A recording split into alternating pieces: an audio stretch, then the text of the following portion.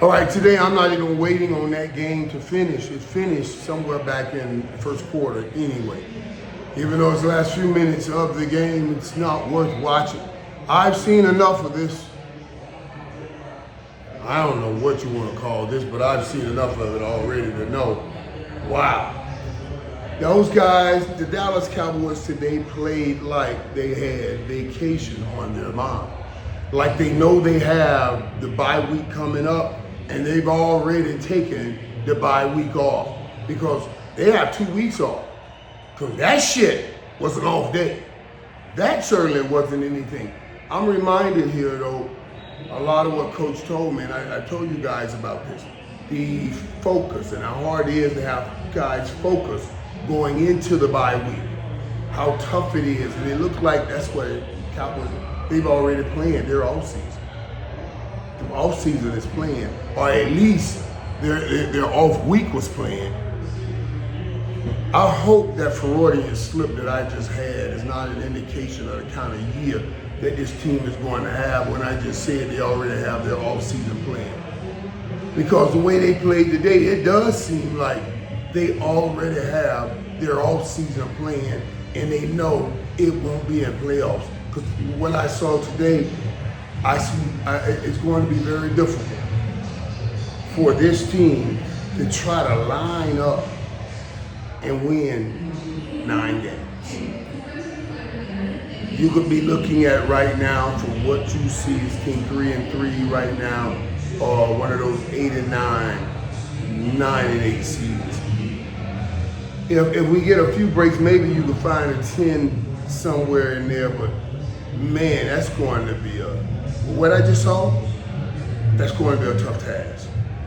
You know, if offense is not clicking, defense certainly can't hold anybody down. I don't even know the numbers because I'm waiting for them to finish and get the packet, but I guarantee you they had at least 10 what they call explosive run plays, played 10 runs of over at least 10 yards, and probably another 10 passes over 20 yards. A run over 10 yards, a pass over 20 yards, they call those explosive plays. They had a gang of them. Jared Goff, 18 for 25, 318 yards, 158 passer rating, that's perfect. That's a perfect game. They were able to run the ball, throw the ball, do whatever you want with the ball, just whatever you want on our defense. There have been a lot of people at the top of the year talked about the pressure that's on Mike McCarthy. I do agree that there's some pressure on the coaching staff and on the coaches over there. But right now, that pressure isn't squarely on the shoulders of Mike McCarthy. It has another Mike in there helping it, and that's Mike Zimmer. Mike Zimmer, with that defense looking like it looks, Dan Quinn, even though they lost today to Baltimore, got Washington looking like they look. This does not look good. I know you don't have all your players, and I know all the guys aren't there. Mike Zimmer, my guy. I mean, me and Zimmer is like this. Like this. That's my guy. But I'm telling you right here, right now, this is a reckoning. This has to come up. Somebody has to start talking about this. The difference and the difference they made on that defense and the difference it's making on that defense.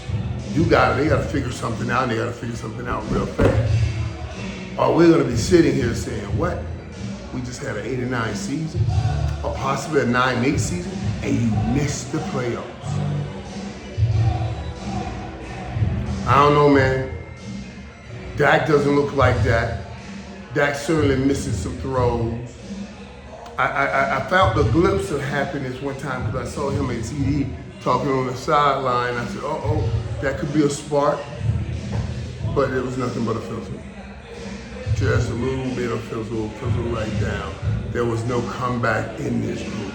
And I think in order to have any chance at winning, they have to play a perfect game. They have to play a perfect game. It has to be the perfect game. And right now, the Cowboys, with all the turnovers, all the mistakes, all the problems they're making, they're nowhere near a perfect game. And that's what it would take for them to win any game right now. That's the problem. Man, I don't know if anybody could help this. I really don't know. I saw CD, Trayvon, and Michael on the bench talking. I hope they're talking about how the hell they're going to fix this problem.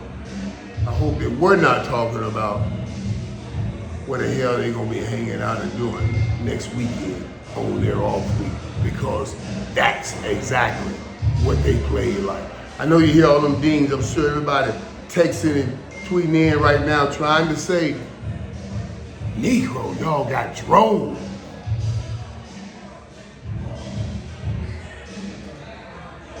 Yeah. Yes, we did. I'm not answering any of that shit. They can beep all day. Won't get me. And I may even call in to work tomorrow with that thing they call the COVID.